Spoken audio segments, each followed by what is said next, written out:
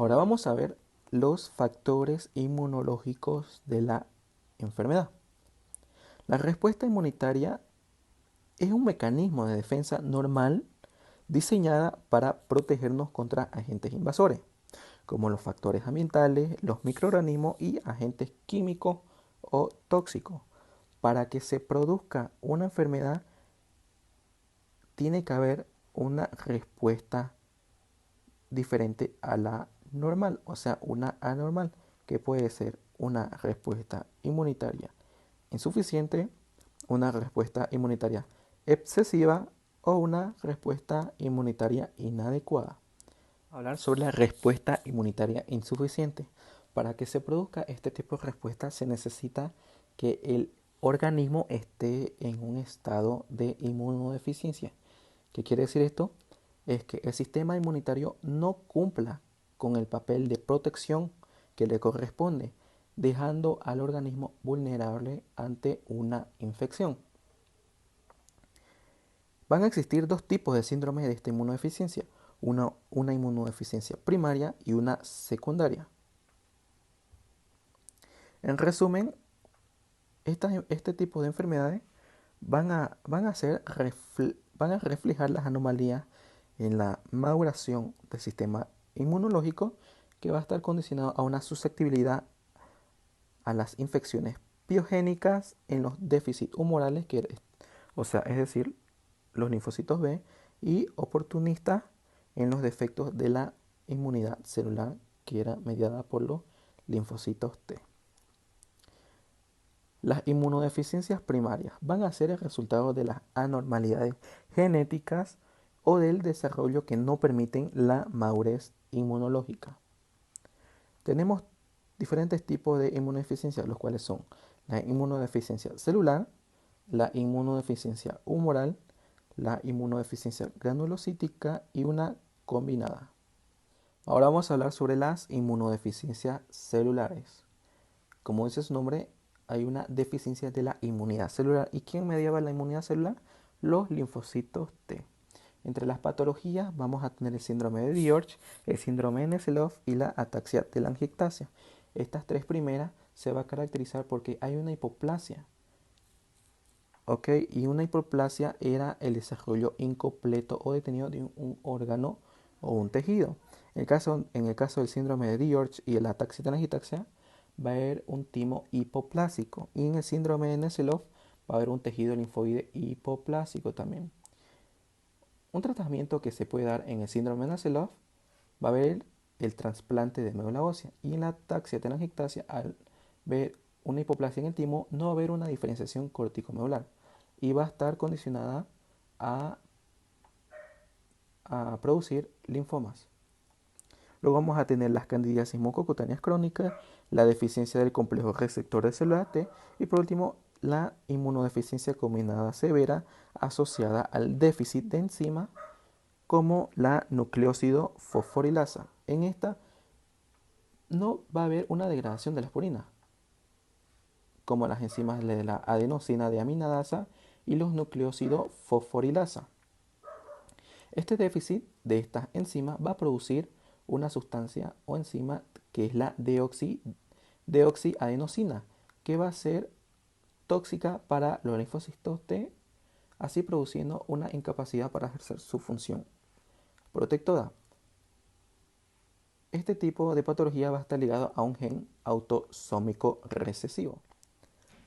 Las inmunodeficiencias humorales. Va a haber también una deficiencia de la inmunidad humoral. ¿Y quién mediaba o estimulaba este tipo de inmunidad? Las células B o linfocito B.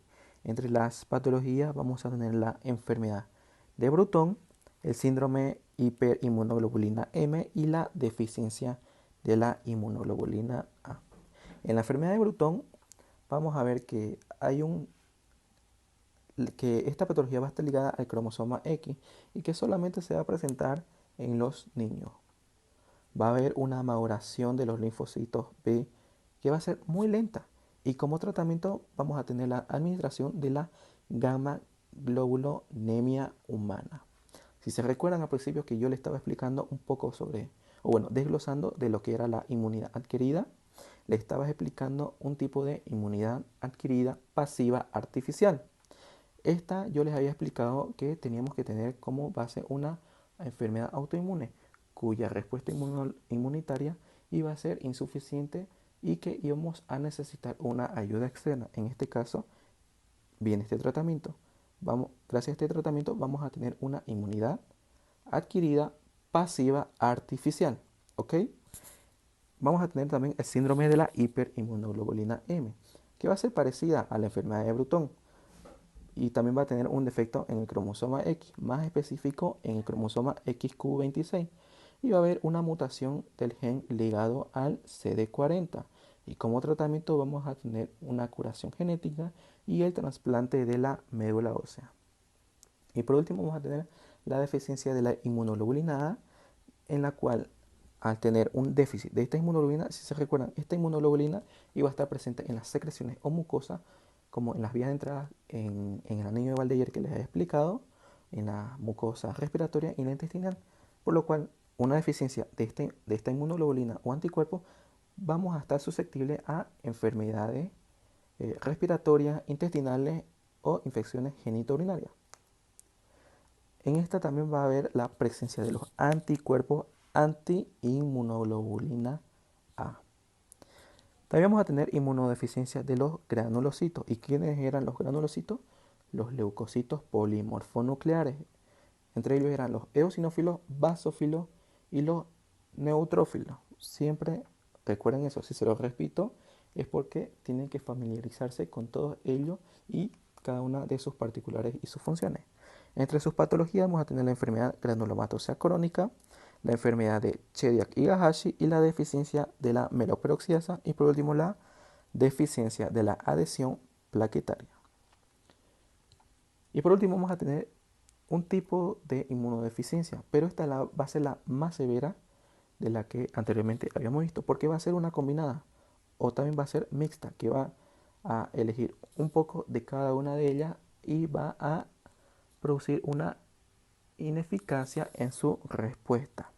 En el tipo de inmunodeficiencias combinadas tenemos la inmunodeficiencia combinada severa, la inmunodeficiencia combinada severa tipo Suiza y el síndrome de Wiskott-Aldrich y por último la disgenesia reticular.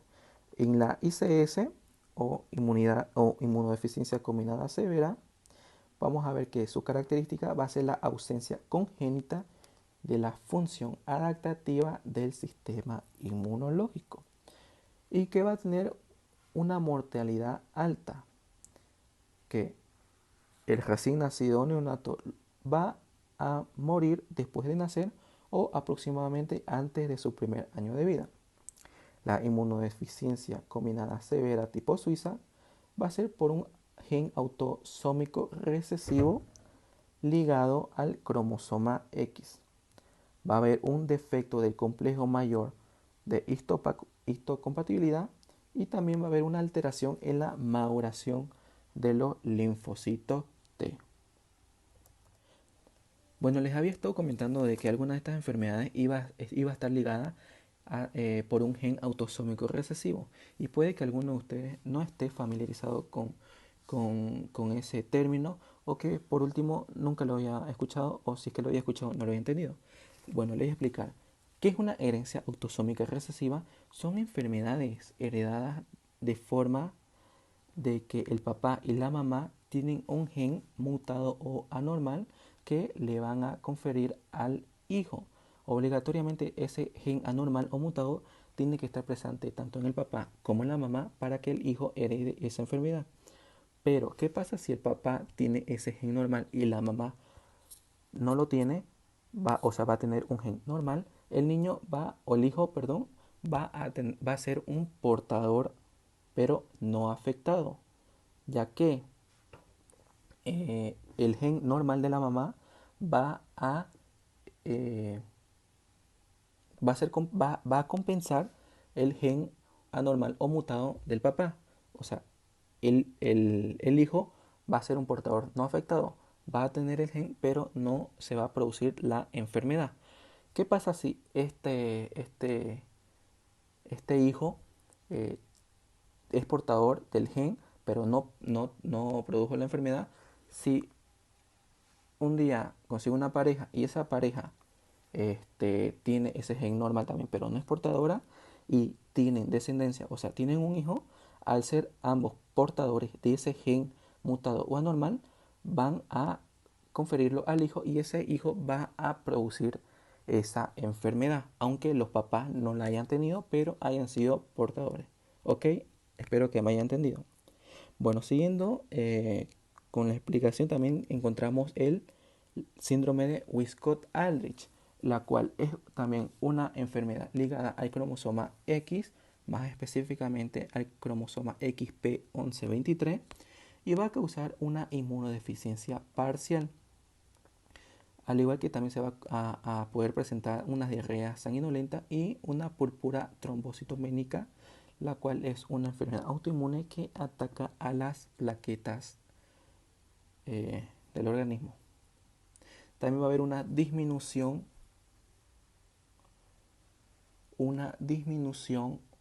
importante de los linfocitos B sérico y como tratamiento va a y como tratamiento para alargar la vida del paciente vamos a incluir una esplenectomía más la administración de inmunoglobulina y un trasplante de médula ósea. Y por último vamos a tener la disgenesia reticular, que es el tipo esta patología es la más severa de todas las que ya hemos visto, porque ataca desde un principio. Va a atacar a la célula que va a dar origen a todas estas células inmunes. Bueno, como ven en esta imagen es un resumen, por así decirlo, de cómo y dónde va a ir a afectar cada una de estas patologías de la inmunodeficiencia primaria en todo lo que es eh, el origen de todas las células inmunológicas. Ahora vamos a hablar sobre la inmunodeficiencia secundaria. Estas van a ser atribuibles a la pérdida de anticuerpos o linfocitos por causas extrínsecas, generalmente como consecuencia de enfermedades virales como el VIH, que es que es una enfermedad prototipo que causa inmunodeficiencia. También vamos a encontrar, va a ser consecuencia de una malnutrición, porque recuerden que los minerales y las vitaminas van a contribuir a la formación y al fortalecimiento del sistema inmunológico, como el zinc, el calcio, el complejo B y el magnesio. Y también vamos a atribuir la consecuencia por la administración de fármacos como los corticosteroides o corticoides, que son los fármacos antiinflamatorios más potentes que existen, pero que tienen un, un efecto colateral que va a causar una inmunosupresión en el organismo, porque va a afectar directamente al material genético de los linfocitos TCD4. Y que recuerden que el linfocito TCD4 va a ser lo que van a potenciar la regulación de la respuesta inmunológica. Y por último se va a poder atribuir a consecuencia de una radioterapia, porque se va a utilizar radiación y la radiación daña las células del organismo. Bueno, ahora vamos a hablar sobre el virus de la inmunodeficiencia humana.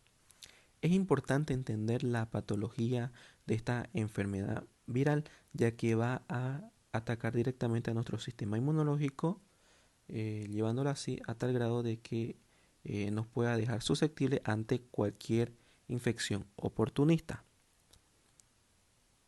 Este virus va a pertenecer a la familia Retroviridae del género lentivirus. Va a atacar a nuestro sistema inmune, más específicamente a los linfocitos TCD4, que, como ya les había explicado anteriormente, son los principales reguladores de la respuesta inmunológica, al igual que la van a potenciar.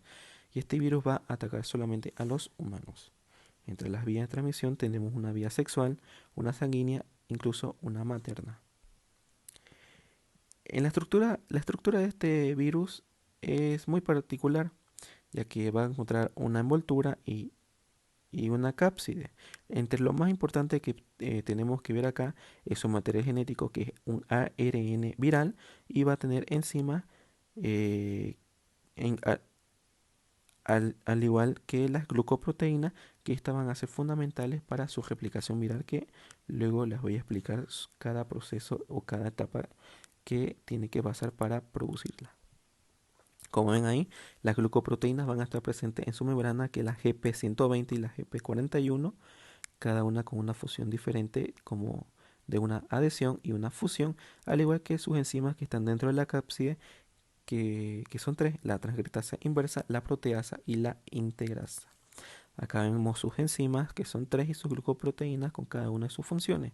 Y vamos a hablar un poco sobre las etapas de replicación del virus, de cómo este virus llega a nuestro organismo, se mete y debilita a la célula CD4 y se replica para seguir infectando otras células CD4 y así para multiplicarse en un número mayor. Entre las etapas de la replicación vamos a tener una fusión, una transcripción reversa, una integración, una transcripción, una traducción, un ensamblaje y brote y por último la maduración del virus. En el primer proceso de la infección vamos a ver que el virus, gracias a su glucoproteína 120, se va a adherir a la célula CD4 y posteriormente, gracias a la GP41, se va a fusionar, dando así, o bueno, depositando su material genético dentro de la célula CD4. Y recuerden que yo les he dicho que el material genético de esta célula, de este virus, era ARN. ¿Ok? Luego de que depositó todo su contenido, va a empezar la función de sus enzimas. Principalmente va a empezar la transcripción inversa. ¿Qué quiere decir eso? Va a haber una transcripción en el material genético del virus, llevándolo desde un ARN a un ADN viral para que esta célula CD4 no la reconozca y la ataque. ¿Qué quiere decir esto? Que se va a camuflar. Una vez que ya se produjo el ADN viral, va a seguir la función de la enzima integrasa, que va a integrar ambos ADN, tanto viral como celular, para luego fusionarla o integrarla. Una vez que ya están integradas todo el material genético, tanto el ADN viral como el ADN celular, va a llegar a transcribirse nuevamente. ¿Qué quiere decir esto? Va a transformarse de un ADN en un nuevo ARN. En la fase de la traducción ya vemos que va a salir un material genético que ya va a producir con la capacidad de producir una nueva célula viral, que por último va a irse a la membrana de la célula para ensamblarse y por último brotar como una nueva célula viral gracias a su nuevo material genético, pero todavía va a estar inmadura. Y por último, el último proceso va a ser de la maduración de la misma célula CD4. Va a salir el virus del VIH ya maduro, con la capacidad de ir a infectar y replicarse dentro de otras células CD4 y así sucesivamente para aumentar su carga viral. Entonces, en la evolución de la infección por el VIH, vamos a ver que antes de la infección nuestras defensas estaban prácticamente intactas, estaban normal.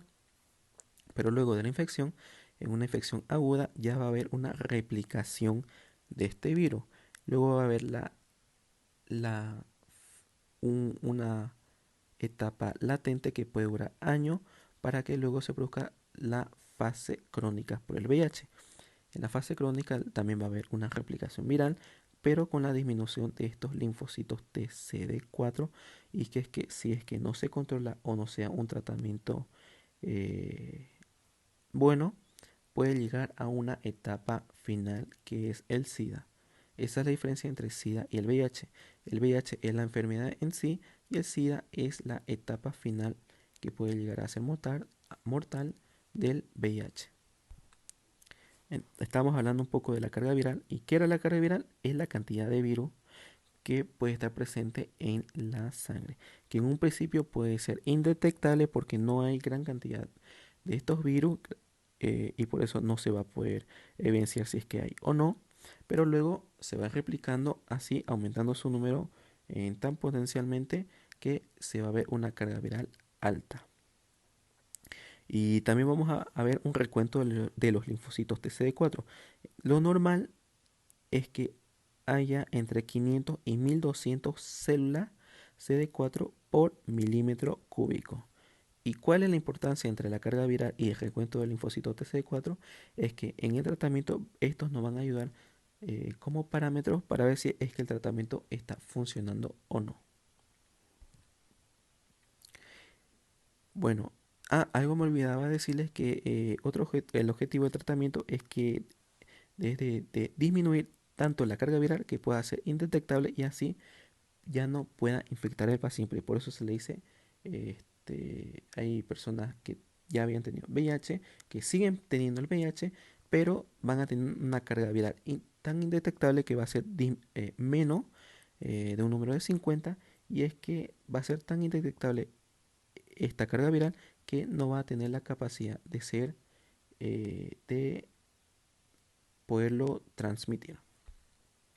Bueno, estamos hablando de la etapa final que puede ser mortal, que es el SIDA, que es el síndrome de inmunodeficiencia adquirida, cuyo parámetro para que se pueda basar de que está una persona en una etapa SIDA es que el recuento de los linfocitos TCD4 sea menor a 200, que sea menor a 200 células por milímetro cúbico.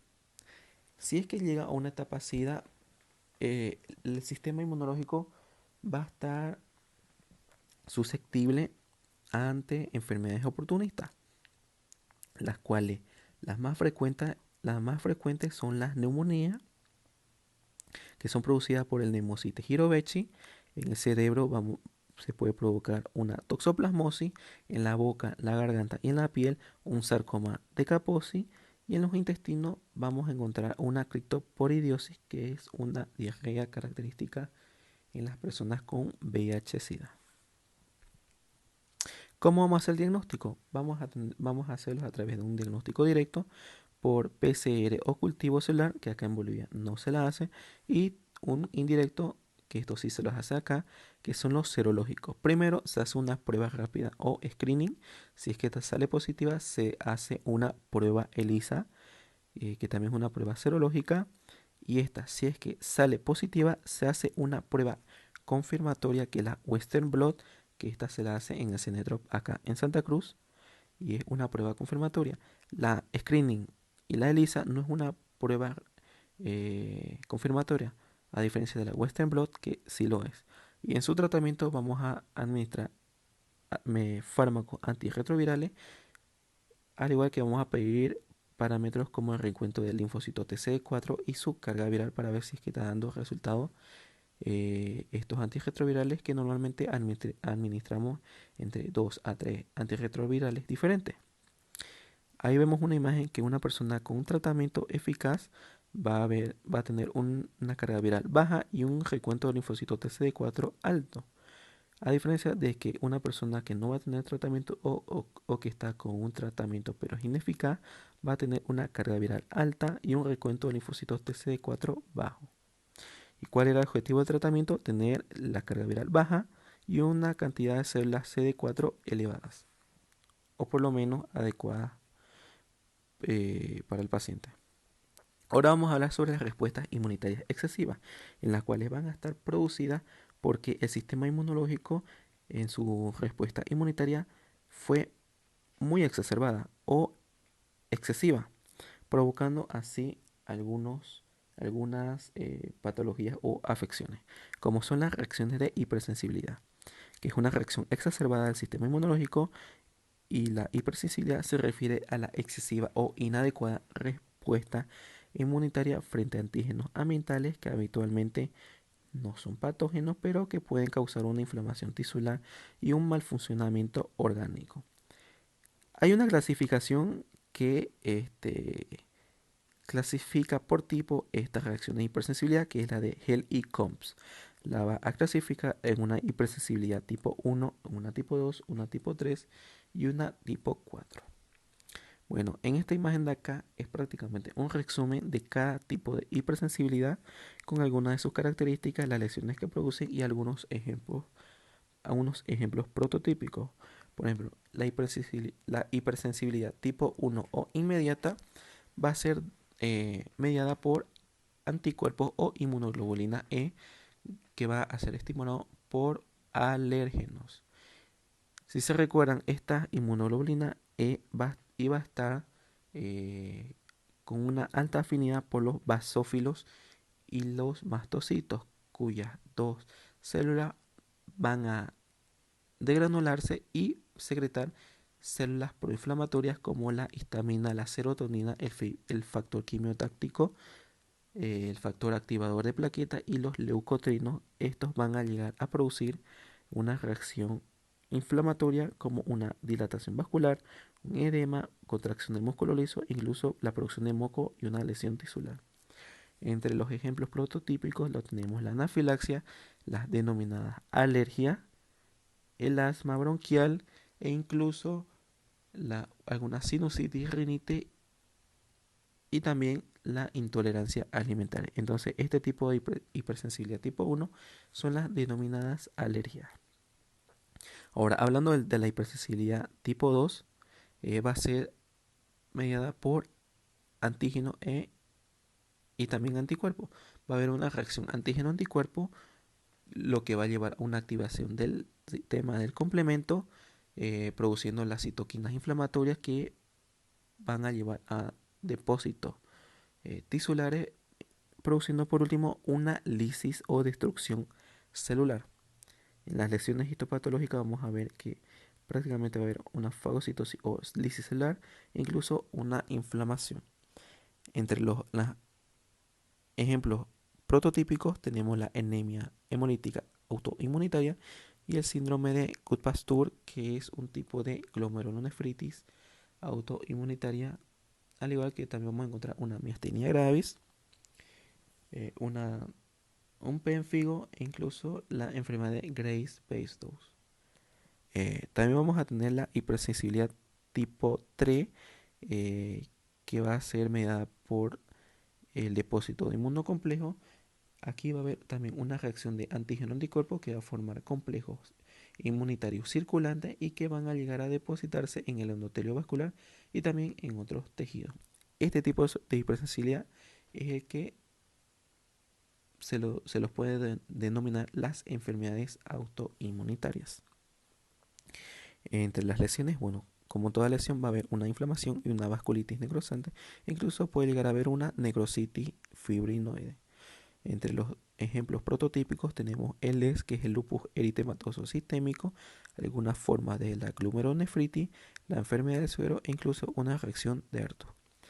Y por último vamos a tener la hipersensibilidad tipo celular o tardía, que es la cuarta, en la cual va a haber una sensibilización en los linfocitos T, produciendo la liberación de linfoquina, que va a causar un efecto tóxico directo y por lo cual va a haber un daño en la célula diana.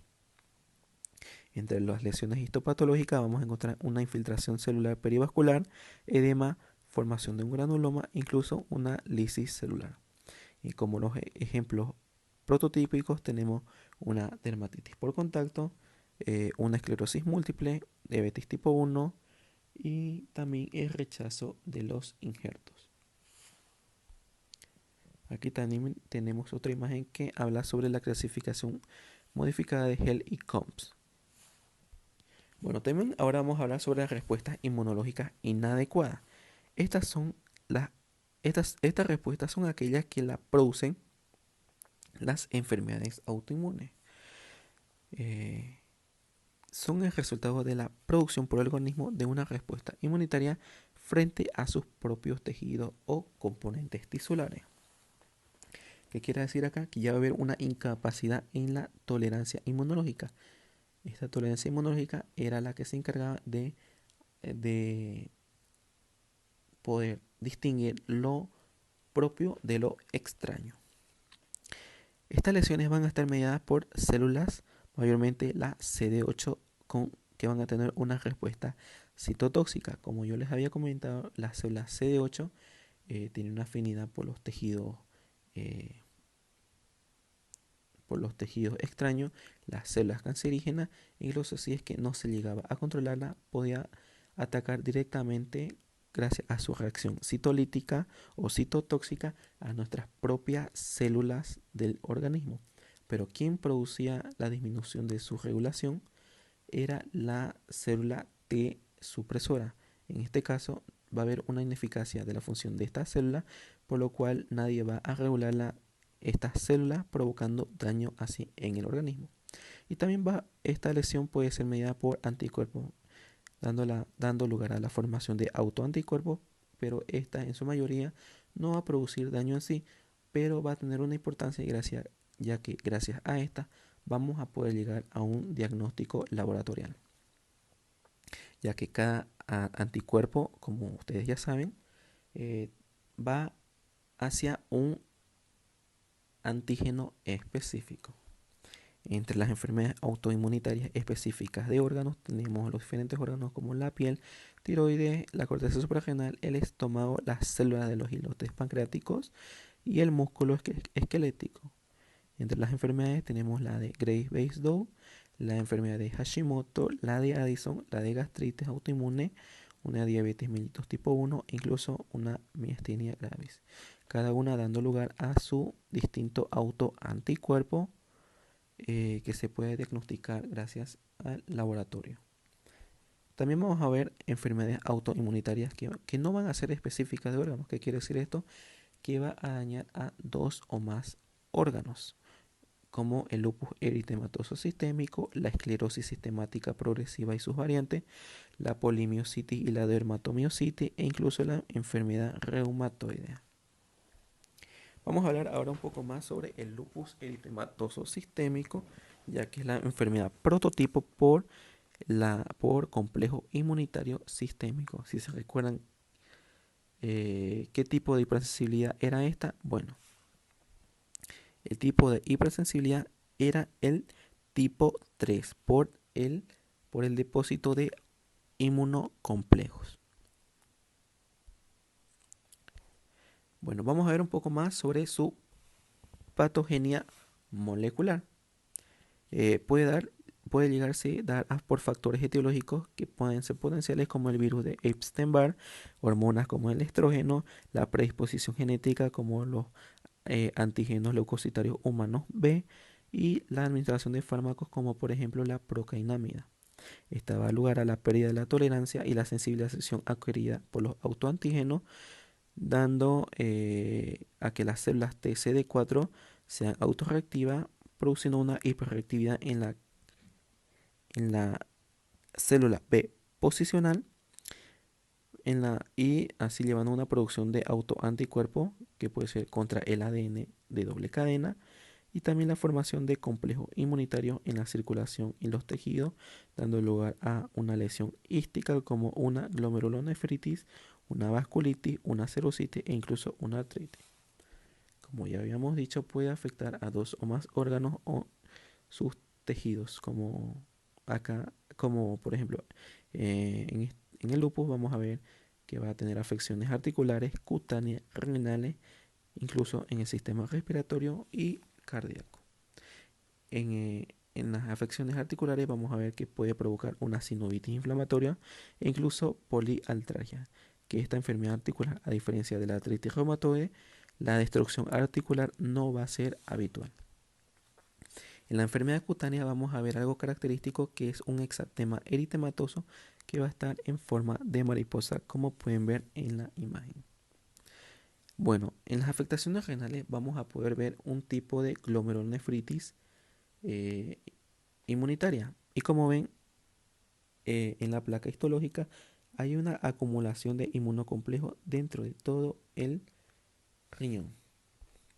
También van a haber trastornos del sistema respiratorio como la pleuritis y un derrame pleural, al igual que una afectación cardíaca que la más característica va a ser la endocarditis de Lippmann-Sachs, que se va a que va a estar bueno, que van a producirse distintos tipos de verrugas, de las cuales se pueden desarrollar entre sus valvas.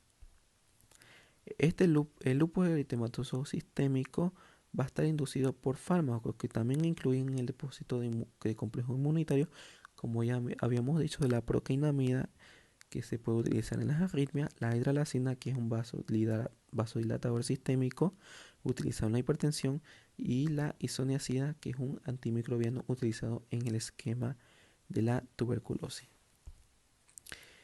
Vamos a ver también un lupus discoide crónico, que es la variedad más común del LES. Es un trastorno cutáneo, aunque puede presentarse lesiones idénticas en algunos casos de lupus. Y también vamos a ver una variante del lupus cutáneo subagudo, que se caracteriza por las lesiones populares y anulares, sobre todo en el tronco. Bueno, ahora vamos a hablar sobre el síndrome de Sjögren. Bueno, según yo se pronuncia así. Y si no, pues lo siento. Este síndrome es una enfermedad inflamatoria crónica de etiología desconocida que va a causar la destrucción autoinmune de las glándulas de la secreción externa, especialmente las glándulas lacrimales y salivales, que se va a caracterizar por la sequedad de la conjuntiva, dando una queratoconjuntivitis seca y una sequedad excesiva en la boca, produciendo una xerostomía. Ahora vamos a hablar un poco de la esclerodermia. La esclerodermia, o también llamada esclerosis sistémica progresiva, va a ser una enfermedad de causa desconocida, pero va a estar caracterizada por una fibrosis y una oclusión de las arterias por el engrosamiento de su pared. Puede ser localizada cuando afecta solo a la piel y también puede ser generalizada cuando ataca también al músculo esquelético, tracto gastrointestinal, los riñones y el corazón. Si es que va a atacar a más órganos, vamos a ver un tipo de variante o síndrome de CRES, que va a estar caracterizado por, una, por unos depósitos de calcio en la piel, que es la calcinosis, un fenómeno de Raynaud, que es un espasmo vascular en respuesta al frío o al estrés, una disfunción esofágica como en un reflujo del ácido y una disminución en la motilidad del esófago, una esclerodactilia, que es el engrosamiento y el tensionamiento de la piel en las manos y en los dedos de las manos. Y por último, una telangiectasia, que es la dilatación de los capilares que causa marcas rojas en la superficie de la piel. La esclerodermia puede, como ya les había explicado, puede ser sistemática y progresiva, al igual que una variante limitada. Este es el fenómeno de Raynaud. Como pueden ver, hay un vasoespasmo tisular en respuesta al frío o al estrés, en la cual no va a llegar bastante vascularización hacia los capilares de los dedos, y por lo general las personas que sufren esto, cuando empiezan a tener estos vasoespasmos tisulares, eh, ponen un poco de agua caliente y meten sus manos para que vuelva el flujo sanguíneo. Ahora vamos a ver las reacciones inmunitarias de los tejidos trasplantados. La supervivencia óptima que tiene lugar cuando el receptor y un donante tiene una correspondencia cercana con respecto a los antígenos de histocompatibilidad. Las reacciones inmunitarias del injerto contra los hospederos, cualquier combinación de respuesta inmunitaria puede dañar al injerto.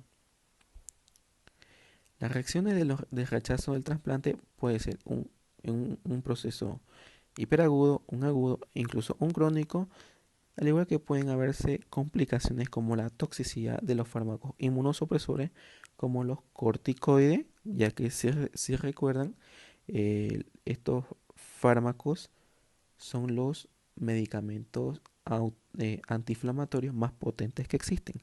Y cuando eh, se hace un trasplante se administra corticoides, ya que estos corticoides va a disminuir la inflamación, eh, el proceso o una respuesta inflamatoria, y también va a tener un efecto colateral que era el de inmunosuprimir, como ya les había comentado. Al igual que puede haber una recidiva en la enfermedad original, ya que si es que eh, añadimos el tejido donado o un órgano dañado, puede que lo acepte, pero puede volverse a ver una recidivante de la enfermedad original, o eh, el motivo por el cual se estaba haciendo ese proceso, el trasplante o el injerto. Vamos a ver un rechazo hiperagudo. Este rechazo va a tener las características de que, bueno, al ser hiperagudo, un tiempo de duración demasiado corto, en la cual va a tener lugar dentro del mismo acto quirúrgico del trasplante y pocas horas después. Se va a tratar de una reacción de Artus hiperaguda y bueno, este órgano trasplantado puede poner pálido por la falta de vascularización, se puede volver blando, incluso un color azul oscuro o cianótico. Este tipo de rechazo va a estar mediado por los linfocitos T y sus anticuerpos. Va a ser irreversible y no responde a choque de inmunosupresión con corticoides como tratamiento. El rechazo agudo. Este puede tener lugar a partir de la primera semana del trasplante. Va a presentar lesiones intersticiales y o vasculares. Va a haber también la infiltración de linfocitos, una necrosis focal del parénquima, una extravasación de los hematíes, incluso en procesos más graves, el infarto del tejido u órgano. Se va a caracterizar también por la filtración de los linfocitos y leucocitos polimorfonucleares de la pared vascular, focos de necrosis fibrinoide y las áreas de necrosis parenquimatosa focal.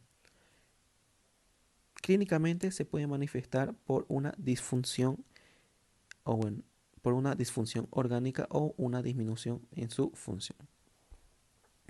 El rechazo crónico. Este rechazo crónico suele darse a partir del primer año, los primeros síntomas en la disfunción del injerto u órgano.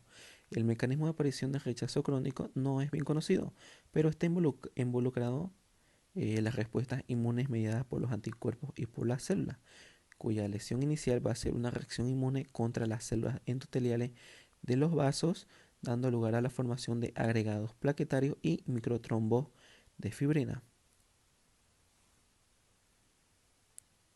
Este tipo de rechazo también se va a caracterizar ya que va a haber la aparición de una lesión vascular proliferativa, dando lugar a una miofibroblastosis, ya que las células endoteliales lentamente se van a estrechar en su luz hasta llegar a una obstrucción total. Esta es muy similar a una arteriosclerosis, ya que lentamente condiciona a una isquemia tisular con una atrofia parenquimatosa. Este tipo de rechazo no va a tener ningún otro tipo de tratamiento salvo a una realización de un nuevo trasplante. Bueno chicos, eso era todo por el momento. Espero que hayan podido entender un poco más del sistema inmunológico, de cómo funciona cada componente que tiene, cuál era la función de cada una, cómo se correlacionaban entre sí y se complementaban para producir una respuesta inmune eficaz. Al igual que hayan podido ver las diferentes patologías que puedan afectar o alterar esta respuesta inmune para entender así un poco de su fisiopatología y llegar a un buen diagnóstico. Eso era todo por el momento. Nos vemos en una próxima clase. Hasta luego.